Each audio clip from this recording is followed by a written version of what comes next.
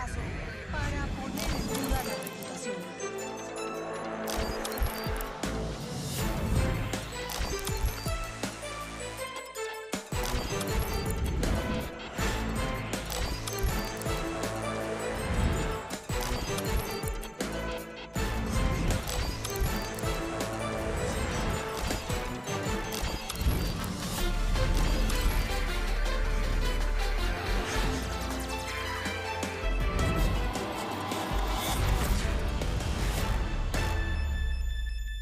Muy buenas noches y bienvenidos a Los Informantes. Soy María Elvira Arango y aquí estamos como siempre, como todos los domingos, con tres grandes historias.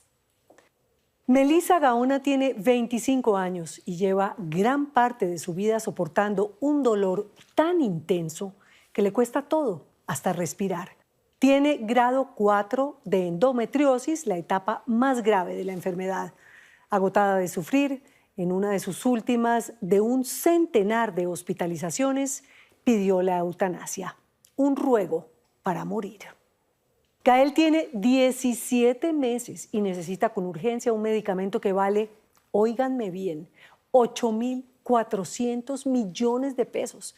Y es urgente, porque se lo tienen que aplicar antes de que cumpla 2 años. Le queda una ventanita de solo 7 meses, una carrera contra el tiempo para vivir.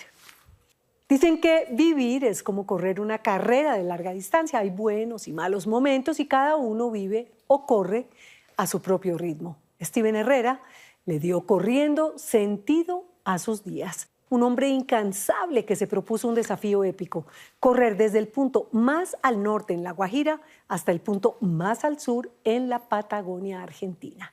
Toda Suramérica, un pasito a la vez. Empecemos. Melissa Gaona padece todos los días de su vida sin descanso y desde hace años unos dolores insoportables. Tiene el grado más alto de endometriosis, una enfermedad que ya le ha afectado varios de sus órganos y que la tiene al límite de la desesperación, tanto que pide a gritos la eutanasia para dejar de sufrir. Eduardo Contreras habló con ella y con su familia y da dolor hasta escucharla. No puedo hablar, me ahogo. El dolor es tan fuerte que no puedo respirar, me desmayo. Lloro, pero lloro de una forma inagotable, no me aguanto. A veces ni siquiera puedo moverme, entonces estoy sufriendo y solo salen lágrimas y yo me quedo quietica. Y me intentan mover el cuerpo o algo y parece como si me hubiera muerto, porque me hacen como así con la mano y la mano de una se cae, el malestar es terrazo. Melissa Gaona intenta poner en palabras lo que siente 24 horas al día y 365 días al año. Un dolor inimaginable que en sus peores momentos la deja sin aliento. Me voy a desmayar. Que solo disminuye con medicamentos, pero que nunca la deja en paz. Si los umbrales de dolor son de 1 a 10, ¿cuál sería ese? En ese momento está como en un 8,5, 9. Si estuviera en un 10 no puedo ni hablar. Ya no puedo más, ya no quiero más, ya. Tiene 25 años y no recuerda un solo día en el que haya tenido un descanso. El dolor ha sido una constante en su vida, una sombra que eclipsa hasta los días más felices y soleados. ¿Y ese dolor ha ido creciendo con los años? Yo no sé por qué tengo un recuerdo, un sueño en el que yo estoy diciéndole a mi mamá que me duele el estómago y están haciéndome, creo que una endoscopia, no sé. Y yo me despierto y siento un dolor que en esa pesadilla se me irradia la vida real. O sea, trasciende los sueños. Trasciende los sueños, sí. Y es como si sintiera ese mismo dolor. El dolor, ese invitado indeseable en su vida, viene acompañado de náuseas y vómito cuya causa directa sigue sin explicación médica. Yo me lo bajo porque me da pena vomitar. Pero si empiezo a vomitar es algo como si no se parara. ¿Y no te pueden explicar a qué se debe eso? No, y eso que estoy tomando ondansetron, metoclopramida, medicamentos muy fuertes para el vómito, no me quitan el reflejo del vómito, no se va. Varias veces durante esta entrevista tuvimos que parar por esa razón.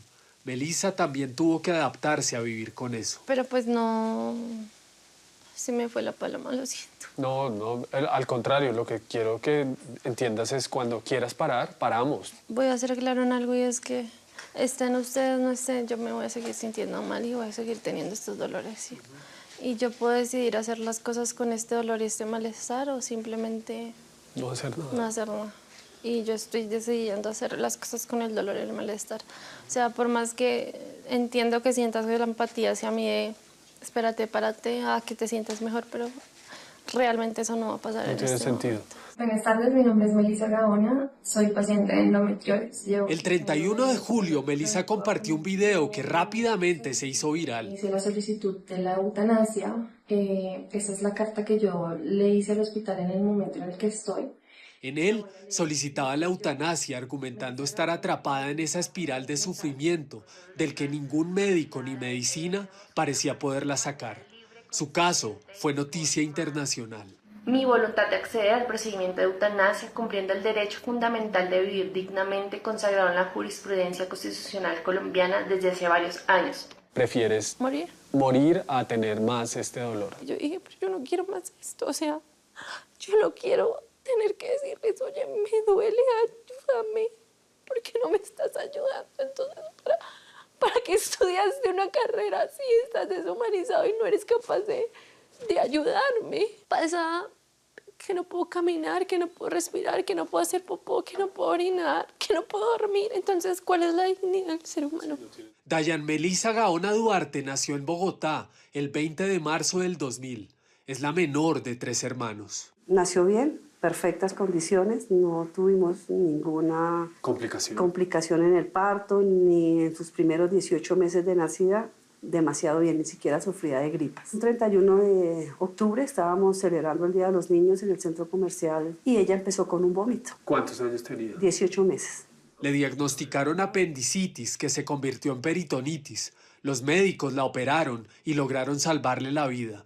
Luego todo parecía normal, hasta que los síntomas reaparecieron cuando cumplió 5 años. Estuvo 34 días hospitalizada por la peritonitis, que tenían que colocarle muchos antibióticos. Después de los 5 o 6 años empezó otra vez con un vómito. Vómito, vómito y vómito. Yo siempre vomitaba, entonces me decían vomita y tal. En el colegio. Entonces, siempre la enfermita, nunca tuve amigos, nunca nada, porque me rechazaban, porque era la que siempre estaba enferma, la que siempre se sentía mal, la que no sabía nada, porque todo me costaba. Vómitos, náuseas, dolor al caminar, al respirar. Todo se intensificó con el desarrollo, pero a pesar de los exámenes y las visitas a especialistas, nadie pudo decirle qué le pasaba. A los 15 años, un médico le recomendó ensayar una terapia hormonal para intentar reducir los síntomas. A los 15 años, un médico nos aconsejó que para que le aliviara los cólicos menstruales, le colocáramos un dispositivo de planificar, que es uno que va aquí en el brazo. Ella duró desde los 15 años hasta como los 20, hasta el 18 de febrero del 2020, como un dolor moderado, un vómito moderado, o sea, como el que le bajó el nivel de todo lo que le producía tanto dolor. En ese periodo, Melissa estudió sistemas en el SENA. También hizo cursos de maquillaje profesional. Vamos a hacer unos pequeños golpecitos. Pudo empezar un emprendimiento de postres. Sin embargo, tuvo que renunciar a su sueño de estudiar medicina porque constantemente tenía que aplazar sus semestres debido al dolor. Increíble. Yo quería estudiar en la universidad, pero por temas de economía en cuanto a que me enfermaba y tenía que aplazar y no era algo viable, no podía estudiar, quería estudiar medicina. Y entonces, la mañana del 18 de febrero de 2020, Sandra Gaona recibió una llamada urgente. Melissa estaba muy grave en el hospital. En un mes cumpliría 20 años. Son las 5:22 de la tarde y fue trasladada aquí a la UCI y está muy mal. Nos llamaron por teléfono y dijeron a Melissa le dio una isquemia cerebral, está muy grave. Por el uso del Yadel se me subió un coágulo, eso me dijo una ginecóloga. Cuando llegamos a la clínica con mi esposo, nosotros encontramos una niña en un estado pues impresionante. No me reconoció como mamá, ni reconoció como un padre a mi esposo, ni a mis hijas, ni a mi hija, ni a mi hijo como sus hermanos. No nos reconoció absolutamente para nada. Perdió el habla, no podía modular el vocabulario, no hablaba bien. Hola. Hola. David. David. Melissa perdió la movilidad en la mitad de su cuerpo.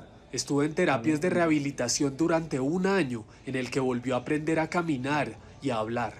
No, punta, eso es, dale. Si hay que operar, pues ellos me abrirían el estómago. Los médicos dijeron que el coágulo que desencadenó la isquemia podía estar relacionado con el tratamiento hormonal que Melissa tenía desde los 15 años. Recomendaron retirarlo y entonces todos los síntomas volvieron con más fuerza. Aún así con dolor yo hacía todo. Te voy a decir que con dolor yo trabajaba, con dolor yo estudiaba, con dolor yo hacía mi vida. Yo decía, Meli, tú tienes que ganarle a esta enfermedad. Lloraba por ahí unos 20 minutos. Luego decía, en el espejo yo puedo. Me lavaba la cara, me maquillaba, me arreglaba y decía, vamos a salir a ganarle a esto. Yo jamás quería que nadie me viera enferma, nunca. Odio que me vean mal y odio que me tengan lástima por verme mal. Sí. Porque la única persona que se puede tener lástima y sentirse mal por estar mal soy yo, nadie más. Sí. Entonces yo tengo que verme fuerte. Melissa entraba y salía de clínica sin que nadie le pudiera decir qué tenía. Luego de 6 cirugías y 2 entradas a unidades de cuidados intensivos, desesperada por no encontrar un diagnóstico ni tratamiento, en algún momento pensó que todo se trataba de un tema psiquiátrico. Somatizando mis emociones en el dolor, pero hay muchas cosas orgánicas que les dicen que no es psiquiátrico. Me trataban como loca, me decían que yo era una hipocondriaca, decían que yo iba porque yo era hipocondriaca. En febrero de 2024, en una de esas hospitalizaciones, finalmente recibió un diagnóstico. En el Hospital Universitario San Rafael le realizaron una cirugía exploratoria y encontraron la causa de su dolor: endometriosis grado 4. La endometriosis es el tejido que normalmente cubre el útero por dentro cuando se implanta fuera de ese punto. Son células dinámicas que ellos responden a las hormonas, crecen todos los meses. Luego se descaman para generar la menstruación. Cuando esas células se ubican fuera, sea en la misma, ya no en la superficie, sino en el interior de la pared del útero, o en los ovarios, o en las trompas, o en otros órganos como vejiga, como recto, como intestino, a eso le llamamos endometriosis. Me está afectando el intestino delgado, el intestino grueso, la uretra, la vejiga, la pared abdominal. Tengo un endometrioma de 4.3 centímetros, un quiste hemorrágico, la verdad no se sabe, y tengo en más partes, o sea, tengo la más fuerte. Esos tejidos que se forman alrededor de diferentes órganos generan dolores crónicos.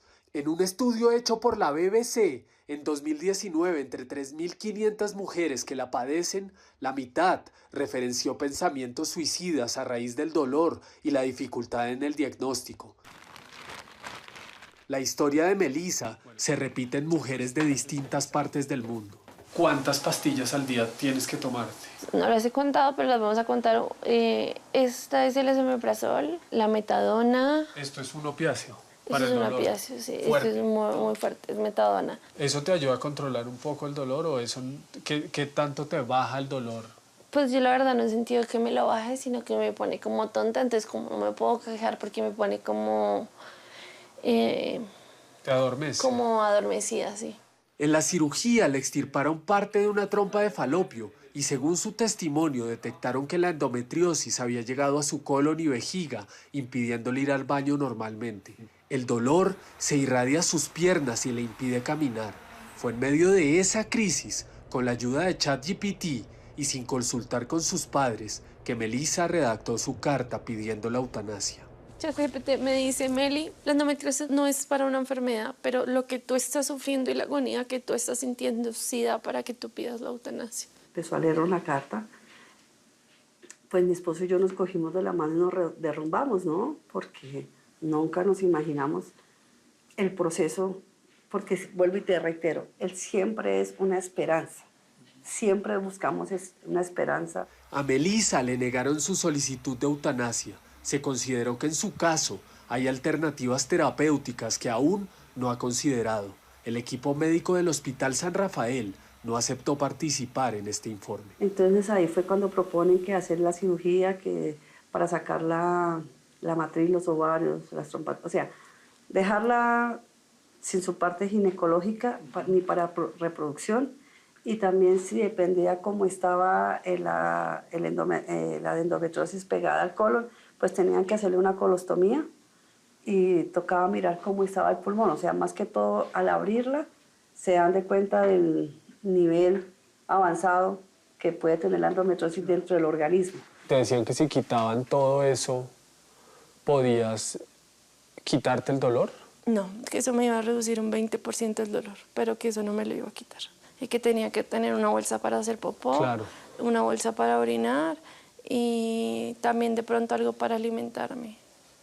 Sin contar que yo siento que también debí haber tenido oxígeno, ¿no? Porque ¿Y ese techo terapéutico, tú estás de acuerdo con él? con ellos no. Melissa no aceptó esa cirugía. Dice que reduciría su calidad de vida aún más y no está dispuesta a eso. Sigues como estás, tal cual como ahora. E igual te dicen que no te permiten hacer la eutanasia. Yo me suicido. Yo me suicido. Sin embargo, cuando todo lucía más oscuro, una nueva opción terapéutica apareció gracias al video viral de su caso. Un tratamiento menos invasivo que le propone una clínica especializada en endometriosis en México. Pero ahora el obstáculo es económico. Podría costar hasta $60,000. Melissa vendió su carro y está haciendo una vaqui para recolectar el dinero e intentar esa última alternativa. Apoya tu labor y siente empatía contigo. O sea, mira. El Instituto Dayón se contacta conmigo, es el mejor, considero yo, para la endometriosis. Y ellos se contactan conmigo y me dicen, mira, en este momento ten las consultas, mándanos su historia, vamos a ver qué podemos hacer por ti, cómo te vamos a poder ayudar. Van a limpiar los nervios, van a limpiar los órganos, el intestino grueso y el intestino delgado. El coloproctólogo no, si hay que quitar, pues lo va a quitar, pero lo va a unir. Él no me va a poner ninguna bolsa para yo hacer pop, no. Pero tiene una razón más para no dejarse vencer por el dolor. Hace 2 meses conoció a Mateo Pinto, se enamoraron y planean casarse muy pronto. Amor, ¿y si nos quedamos por lo civil en 20 días? Debería hacerlo rápido, ¿no? Sí, ¿sí ves? En los últimos días, Melissa tuvo que ser hospitalizada de nuevo. El dolor que la ha hecho pensar en morir llega por momentos a límites que ni los medicamentos pueden controlar. Lo describe como muchas agujas enterradas al tiempo en su abdomen. A sus 25 años, su mayor anhelo es librarse de ese dolor para siempre.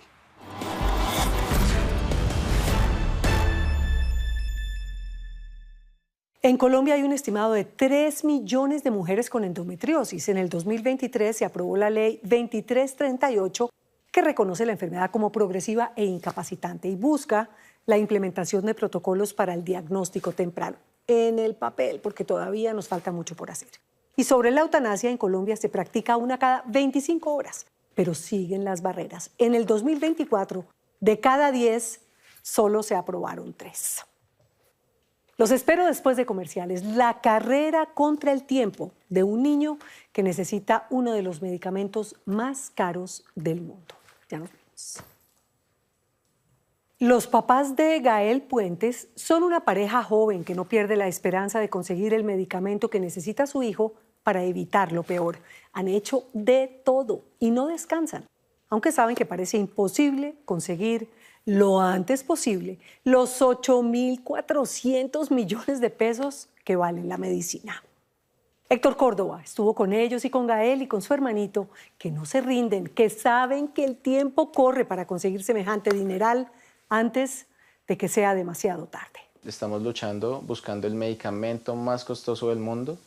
En cifras colombianas son 8.400 millones de pesos, 2,2 millones de dólares, que vale una terapia génica que se llama Zolgensma.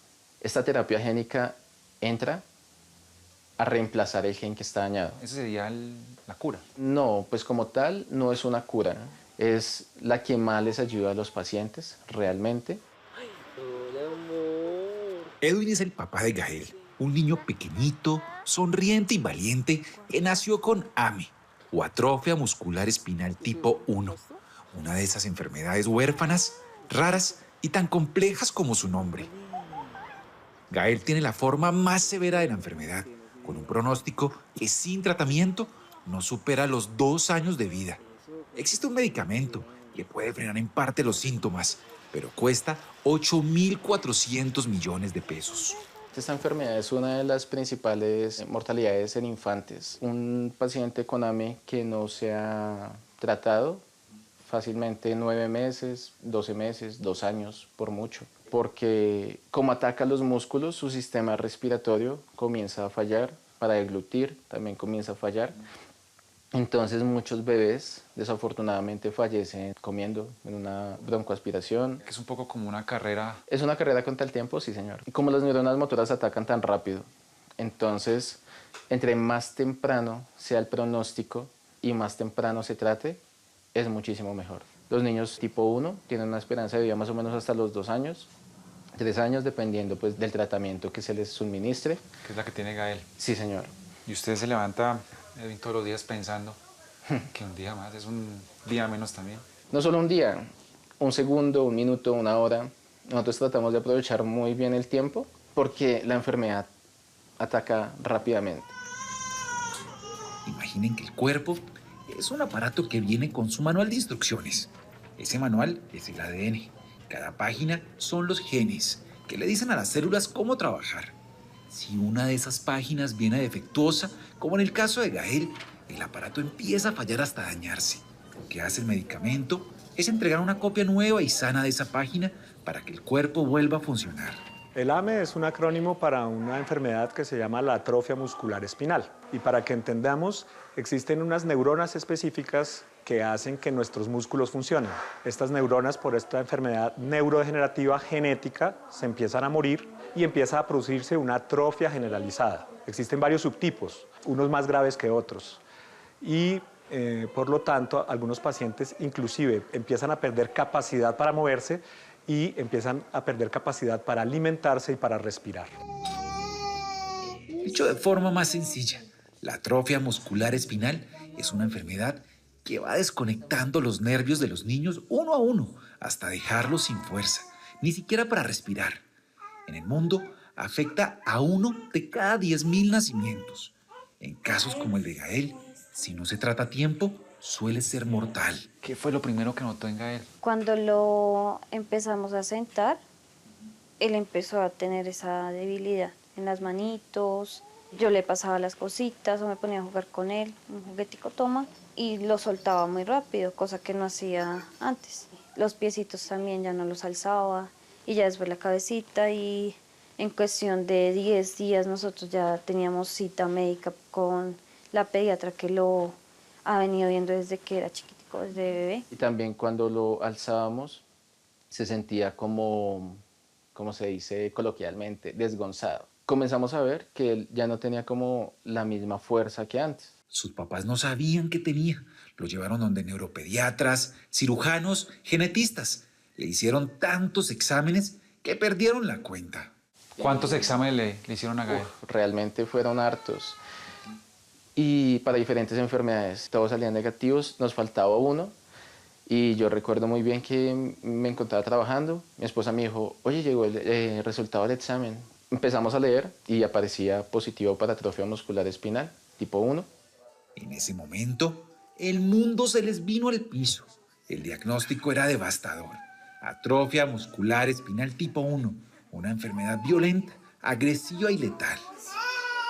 Yo dije, no, Gael se va a morir muy pronto. No sé cuánto tiempo iba a durar. Es que lucha cada día. Es que ustedes vieran el tener, o sea, el moverse, el intenta. Y esa fuerza es la que uno dice, tenemos que.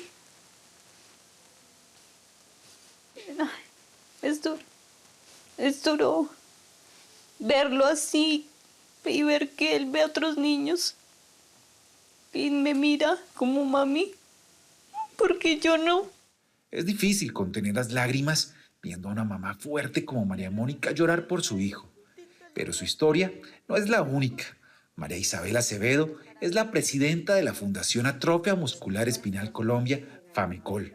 Tiene 2 hijas con AME tipo 2, Mariana de 23 y Azul de 9 años.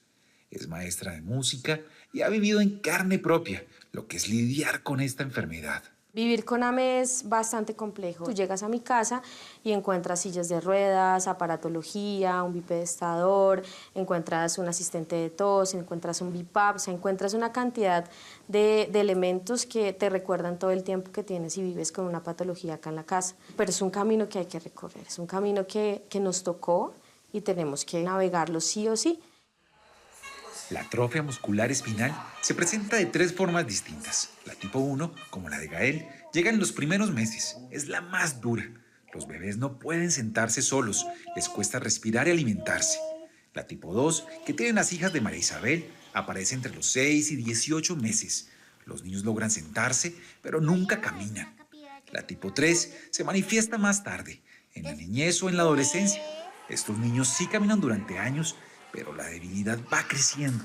Empiezan las caídas frecuentes hasta que pierden la capacidad de caminar. Eso fue hace 20 años que me dieron ese diagnóstico. Me acuerdo que estaba sentada mi hija encima mío y estaba la neuropediatra y ella me dio el diagnóstico, fue súper impactante y yo no paraba de llorar. Y ella me dijo, la niña no va a caminar nunca bien, ella se le va a morir a los 14 años, prepárese.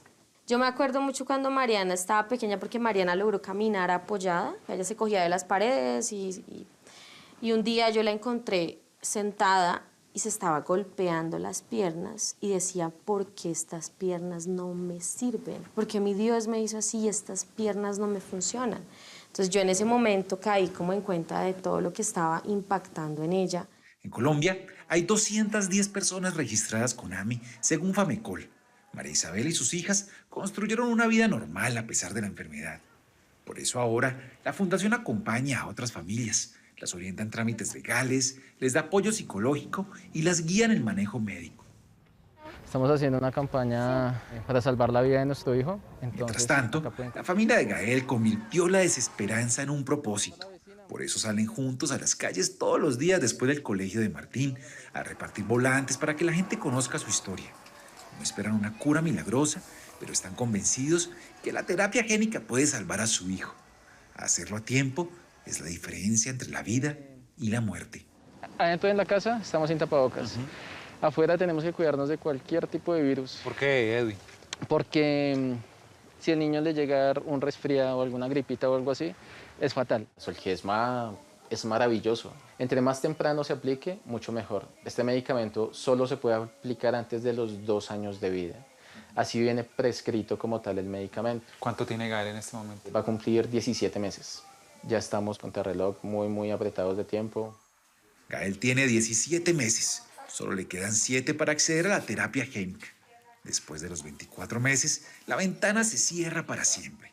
El daño neurológico es tan severo que el tratamiento no serviría para nada. Eso es muy difícil de saber porque Gael tiene una condición clínica que en este momento no nos garantiza a nosotros que vaya a tener un cambio importante. La terapia génica tiene una cosa que es muy positiva y es que entre más temprano se ponga la vida y menos compromiso tengan los pacientes, probablemente sean los mejores candidatos para ellos. En este momento, y lo sabemos, existen múltiples metodologías en el mundo, pero en Colombia nosotros no hemos tenido el primer paciente que lo habíamos tratado con ese tipo de tecnología.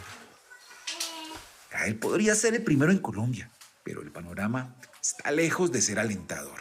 El medicamento cuenta con registro del INVIMA desde hace tiempo. Sin embargo, no existe la infraestructura necesaria para aplicarlo. Mientras tanto, Estados Unidos y la Unión Europea lo usan desde el 2020. En ese tiempo, más de 4.000 niños han recibido la terapia. En América Latina, Brasil y Argentina ya comenzaron a aplicarla. Aquí, las familias como la de Gael siguen aferradas a una esperanza que corre contra el reloj. Edwin, ¿cómo hacen para no perder la esperanza?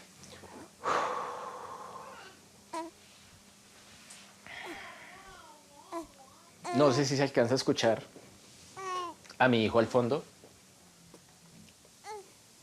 garlando, hablando, pero cuando uno lo mira, ve ese brillo en sus ojos, ve esa sonrisa y realmente uno dice,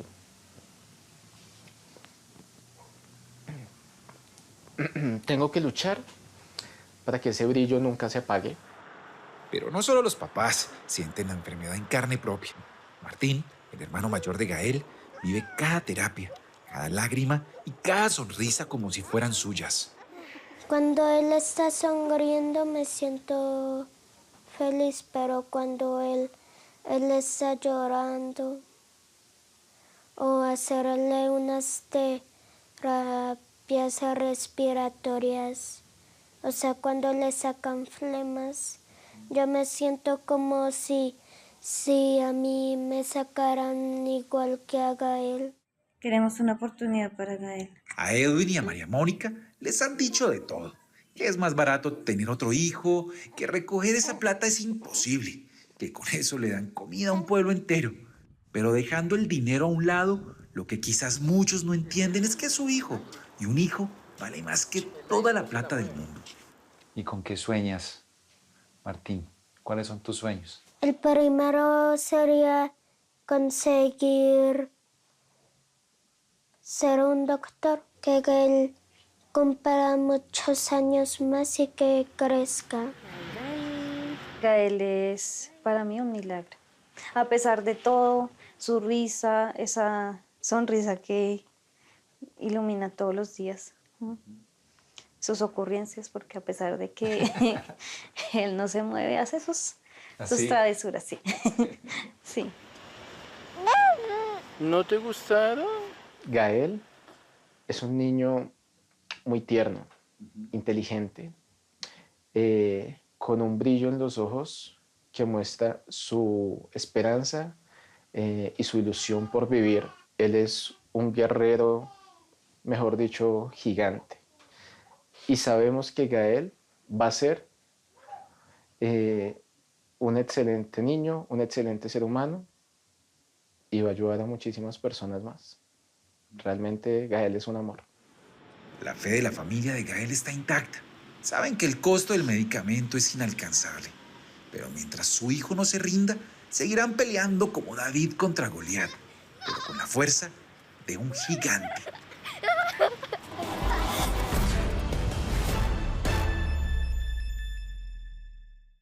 Gael cumple con todos los requisitos médicos para recibir la terapia génica, pero los trámites aquí podrían tardar años antes de que se lo autoricen, un tiempo que Gael no tiene. La única salida es conseguir el dinero. Dificilísimo, pero no imposible. Nos vemos, los espero después de comerciales con un colombiano que encontró sentido a su vida corriendo una zancada a la vez. Ya los veo. Pasó por una quiebra, una decepción amorosa, una depresión y pensó que la vida no tenía sentido. Pero salió adelante a las carreras y ahora anda recorriendo Sudamérica de norte a sur, corriendo. Ha pasado por desiertos, páramos, bosques, selvas y miles de kilómetros y decenas de suelas gastadas. Diego Rubio trató de perseguir a Steven Herrera, el colombiano que corre y vive una zancada a la vez. Yo me intenté quitar la vida en Bogotá. En ese momento llamé a mi hermana y yo les decía, discúlpeme, pero no, perdónenme, me siento muy mal, yo no puedo con esta carga que estoy sintiendo en mi vida, en mi corazón. Era un viernes, en Bogotá, poco antes de la medianoche. Pidió un taxi, le dijo al conductor que lo llevara hasta un puente, ojalá bien lejos de su casa y en una zona que todavía tuviera tráfico. Su plan era lanzarse al vacío.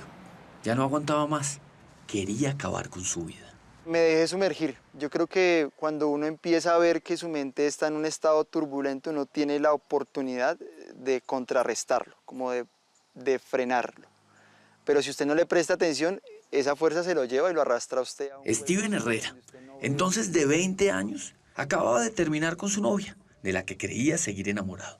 Y uno de sus seres más queridos acababa de morir. Y su cuenta de ahorros estaba prácticamente en ceros. Se sentía solo, estaba desesperado. Él lo describe como una oscuridad interior profunda. En eso pensaba cuando trepó a la baranda del puente y se despidió, hasta que sucedió lo que él llama el milagro.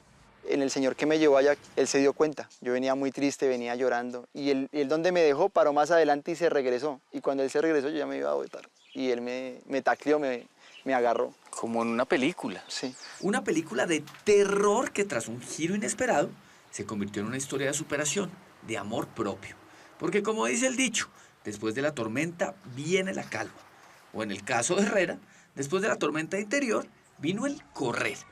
Cuando estaba atravesando por la depresión, yo no quería ni levantarme a veces de la cama. Pero volver a correr fue parte de esa terapia, como que dije, tengo que ayudarme y tengo que levantarme. Y el correr largas distancias era como limpiar la mente de tanta carga, ¿no? Pero no era solo correr. En días en que pareciera que todo el mundo corre y participa en carreras y maratones, eso suena muy común, muy corriente. Era correr horas, días enteros, 40, 60, 80 y hasta más kilómetros de un tirón. Completar distancias equivalentes a ir desde Bogotá hasta Melgar o desde Barranquilla hasta Santa Marta. Correr para conocerse, correr para cuidar su salud mental. Hay gente que dice que correr es ir al psicólogo, mejor dicho. Sí, correr, caminar, lo que implique moverme en medio de la naturaleza, si lo es posible, para mí es una terapia. Una terapia que Herrera está llevando a su punto más intensivo, porque a este hombre incansable se le ocurrió una idea que, más que eso, parecía un disparate. Correr por todo Sudamérica. Lograr un hito en la historia del running. Lo que yo voy a hacer no lo ha hecho en este momento nadie, que es correr desde el extremo norte de Sudamérica, que es Punta Gallina, La Guajira, hasta su extremo sur, que es Ushuaia, Tierra del Fuego. Cabe aclarar que hay un par de personas que dentro de sus aventuras de recorrer el mundo a pie han atravesado Sudamérica. Eso sí, nadie se ha lanzado a recorrer específicamente América del Sur al trote. De hecho, Herrera ya está en pleno reto, ya se lanzó a la carretera. Nuestras entrevistas las hicimos un par de semanas antes de que arrancara la travesía. Y hoy, mientras usted ve este programa, ya pasó por 7 departamentos colombianos y completó sus primeros 1000 kilómetros. Así se ven mis rutas el día de hoy. ¿Cuántos kilómetros va a recorrer en total? Son 11.600 kilómetros. Casi 300 maratones. Sí, más o menos, en realidad lo que yo he hecho de cálculo son como 340 maratones. ¿En cuántos días? Esperamos hacerlo en un año. ¿Cuánto le da más o menos para recorrer diario? Mínimo 42 kilómetros. Una maratón diaria, 365 días echando pata, para que entienda la magnitud de lo que él mismo bautizó como Proyecto Suramérica. Si todo sale bien, hará la misma distancia que hay más o menos entre Bogotá y Moscú, la capital rusa. Atravesará 5 países. Colombia, Ecuador, Perú, Chile y Argentina. Y se adentrarán desiertos, páramos, bosques, selvas. ¡Una locura! Que yo no estoy loco, creo que estoy muy cuerdo. Y lo que he venido haciendo se requiere de mucha valentía y conciencia. Entonces yo creo que para mí es un acto de cordura. Bueno, si no se lo han dicho hoy, yo se lo voy a decir, está loco. De pronto hoy no lo había oído, pero está loco. Yo creo que el mundo necesita más locos como yo. El loco cuerdo de Steven Herrera es sonriente, amable. Desde que uno lo saluda, se nota que sufre de exceso de energía. Y teniendo en cuenta su proyecto Suramérica, algunos dirán que también sufre de exceso de tiempo. Pero trabaja en una fundación y vende joyas que él mismo diseña. Y tiene un libro publicado. Empezó a correr hace poco más de 10 años. Y desde entonces no ha parado. O, bueno, paró cuando estuvo a punto de quitarse la vida. Pero de resto, se le ha pasado corriendo como si tuviera un motor en la espalda. ¿Cuál es la distancia más larga que ha corrido? Una vez hice 160 kilómetros en 2 días. ¿Durmiendo? Sí, uno se sienta y descansa un ratico y sí. ¿Cuánto hay desde Bogotá acá? Como 60 kilómetros. Precisamente un poco más de 60 kilómetros fue lo que viajamos nosotros, el equipo periodístico de Los Informantes, para conocer a Herrera. Íbamos sentados, muy cómodos en carro, y aún así terminamos cansados. Nos encontramos con él a las afueras de la pequeña ciudad de Fusagasugá, en la finca de su familia, donde tuvo una infancia campesina. Feliz. Yo soy millonario desde niño. ¿Por qué? Porque para mí esta es la verdadera riqueza. No poderse levantar, respirar aire fresco, poder escuchar las aves, el ternero. ¿Hacía algún deporte cuando niño o eso vino después? Pues si estar montado en los palos es un deporte, yo creo que sí. Sí, muy inquieto. El hombre que en este momento corre por Sudamérica nos recibió con botas de caucho y sombrero. Buenas. Llegó. Después de un saludo afectuoso, nos advirtió que había llovido mucho. Bienvenido a la tierrita. Y que la subida hasta su casa estaba bastante resbalosa. Pero que no le importaba, pues subir y bajar esa loma embarrada le servía de entrenamiento. Es más, ya lo había hecho unas 10 veces ese día. ¿Me va a poner a amarrarme? Sí. Steven Orlando Herrera tiene 26 años. 26 años vividos a la carrera con una intensidad brutal. Siempre le dijeron que era un niño muy inteligente y creativo, aunque los profesores lo tildaban de necio y mal portado. Y todo, claro, por no quedarse quieto. Desde niño dije, yo nací para moverme. Y en movimiento es que yo me siento libre, tranquilo. ¿Usted siente que tenía problemas como para concentrarse en el colegio? De alguna manera lo señalan a uno por no tener la capacidad que otros niños tienen, por ejemplo, de sentarse y prestar atención. Pero sin embargo, siempre ha sido una de mis mayores habilidades.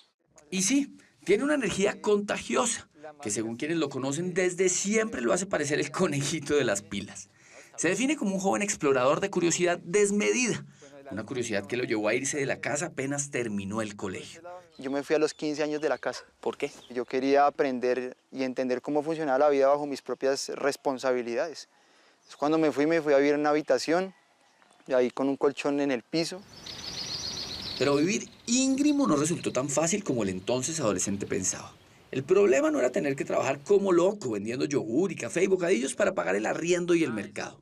El problema real era que en medio de la soledad se estaba convirtiendo en un adicto. Cuando no tiene una buena guía, uno empieza a tomar vicios. ¿Alcanzó a ser vicioso? ¿Alcanzó a drogas? estar No, metido? otro tipo de vicios. Me sentía adicto a la pornografía. Como suele pasar en esos casos, Herrera estaba triste y ansioso y sufría de baja autoestima. Y por primera vez en la vida se sintió agotado sin ganas de levantarse. Hasta que un amigo atleta le recomendó correr. Pensó que el deporte podría reactivarle el cuerpo, ocuparle la cabeza. Que fue el que me dijo, mire, usted esa energía de la juventud, en vez de desgastarla en vicios, en estar de aquí a allá consumiendo la pornografía, ¿por qué no se dedica a correr? ¿Y la primera vez que corrió la recuerda? Un día llegó y me dijo, va a ir a correr 2 horas sin parar. Pero me dijo, cuando termine, siéntese si quiere en un andén, cierre los ojos y observe su mente. Y yo hice ese ejercicio y observé y dije, oiga, mi mente está tranquila. Fue entonces cuando nació esta historia de amor con el running. Corría para ocupar el tiempo haciendo deporte y no viendo pornografía. Y después corría para encontrar lugares donde meditar, para conectarse con la naturaleza. Y hasta descubrió que podía correr para trabajar. Y un amigo que conocí, que fue mi entrenador, don Rafael, me dijo, ¿y por qué no empieza a entrenar? A entrenar y a trabajar. ¿Por qué no va y compra quesos por allá arriba en el páramo cuando usted vaya y aprovecha y baja y los vende? Mejor dicho, subía corriendo al páramo. Subía corriendo al páramo. Eso eran varios kilómetros, ¿Cuánto podía hacer? Yo creo que para unos 16 kilómetros. Y cuando me bajaba con una maleta llena de queso hasta 60 libras en la espalda. Herrera repite enfático que esa fue la primera vez que correr le salvó la vida. La segunda vez fue, como ya sabemos, cuando se quedó sin un peso y terminó con su novia y vio morir a un ser querido. Y se subió a un puente y cuando estaba a punto de lanzarse, el taxista que lo había llevado hasta el lugar lo salvó. Por eso para mí fue una experiencia divina, porque luego de la conversación con él, yo sentí esperanza, dije que yo qué iba a hacer, Dios mío, la vida es preciosa, la vida es un regalo, la vida es una oportunidad. Después de semejante experiencia, que lo acercó a la muerte, pero lo acercó aún más a la vida, Herrera volvió a correr en forma. Y cuando decimos en forma, es en forma. Atravesó, por ejemplo, el páramo del Sumapaz, el más grande del mundo. 160 kilómetros en 2 días, con subidas empinadísimas y terrenos inestables y un frío extremo. ¿Correr para huir? No, correr para encontrarme a mí mismo. Yo siento que a través de ese ejercicio maravilloso que es el correr, uno se libera de cargas que uno lleva en la vida. Porque correr puede doler. Sí, el cuerpo va a doler. Pero cuando usted sufre, si usted hace un buen trabajo, usted va a comprender que es algo que se puede superar, porque es un estado mental. Y en ese estado mental de sufrimiento controlado mientras recorre Suramérica, este andariego ya lleva poco más de un mes y estará por lo menos 11 meses más. En las charlas que hemos tenido con él durante esos días inacabables de trote, siempre ha repetido lo mismo que nos dijo en la entrevista, que para no enloquecerse, en vez de pensar en el camino eterno que le falta, solo piensa en el siguiente paso. ¿Lo va a lograr? Sí. No me gusta pensar en la dimensión ni las distancias. Me gusta mucho es enfocarme en el paso a paso. Disfruto mucho el paso a paso. Como que lo único importante es lo que está sucediendo ahora y es el paso que usted puede dar adelante. El siguiente paso. No hay más. Cuenta que la idea de recorrer Suramérica corriendo nació una tarde cualquiera. De la nada, pensó que podía ser una buena forma de retarse física y mentalmente. Como dicen por ahí, bruto pero decidido. Ya me encuentro en el faro de Punta Gallinas, el punto más norte de Sudamérica. Una vez me hablé con un corredor y dijo, ¿y usted cuántas veces? Yo dije, pues lo que yo tengo contado es que a veces me hago 45, 50 kilómetros algún domingo y me hago caminatas larguísimas. Me decía, pero eso ya son ultramaratones, usted está como bueno para que se ponga a competir, pero nunca me llamó la atención. No me interesa que el mundo me rinda pleitesías a mí, ni que digan, uff, qué gran atleta es este hombre. No. Pero, ojo, Antes de arrancar el proyecto Suramérica, se sometió a una serie de exámenes médicos para saber cómo estaba de corazón, de pulmones, de piernas. Y los resultados no solo sorprendieron a los médicos, también lo sorprendieron a él. ¿Qué le dijeron los médicos? Que estaba loco. Y ha descubierto que usted físicamente tiene ciertas características que lo hacen especial, por decirlo de alguna manera. Mi cuerpo tiene una capacidad de recuperarse demasiado rápida. Y la oxigenación que tiene mi cuerpo también, mi sistema muscular. Entonces como que todo eso también me ha permitido darme cuenta que genéticamente estoy predispuesto también para hacer largas distancias. Aún con esa predisposición genética para correr distancias imposibles para la inmensa mayoría, durante las primeras etapas de su aventura, este superhombre fusagasugueño ha tenido días buenos, en los que ha podido disfrutar del paisaje durante 9 horas seguidas de movimiento, pero también ha tenido días malos, pésimos. Las piernas le pesan, los músculos le arden, la visión se le nubla, le duele la cabeza. Usted 50, 60 kilómetros, de pronto ya le duele una pierna, le duele una rodilla. ¿Qué se pone a hacer? Me gusta cantar, me gusta orar. El dolor lo lleva a llorar. Sí, digamos que está muy relacionado con las catarsis, ¿no? Porque cuando usted llega a un momento de crisis, a mí lo que me permite es como liberarme de cargas emocionales. Y así, soportando lo insoportable, sufriendo lo insufrible, Herrera ya pasó por 7 departamentos colombianos y por pueblos con temperaturas de 40 grados.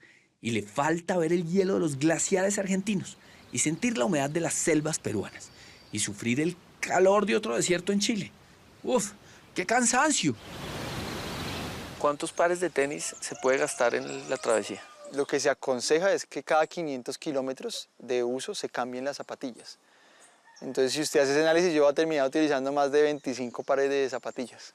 Herrera está viajando con 2 amigos, uno que le ayuda con las fotos y los videos y otro que maneja el carro casa donde duermen, cocinan y hasta lavan la ropa. Hasta ahora han vivido de sus ahorros, de una que otra marca que los apoya y de la venta de camisetas que mandaron a hacer exclusivamente para este proyecto. ¿Y en qué se puede parecer un ultramaratón a la vida misma? Yo creo que en un ultramaratón se resume la vida, lo que es la vida. Hay etapas en las que usted se siente genial, pero va a empezar a enfrentar dificultades. ¿Qué piensa al recordar el momento en el que estuvo en el piso? Con agradecimiento. Agradecer un momento en que estuvo tan desesperado que hasta quiso suicidarse. Yo creo que es lo más hermoso que me ha pasado. ¿Por qué? Es que las dificultades son las que nos permiten evolucionar, crecer, entender, comprender. Y si son las dificultades las que permiten crecer, Steven Herrera está creciendo a paso firme durante su viaje de 365 días y decenas de miles de kilómetros por Sudamérica. Porque como él mismo repite, no se corre para añadir días a la vida, sino para añadir vida a los días.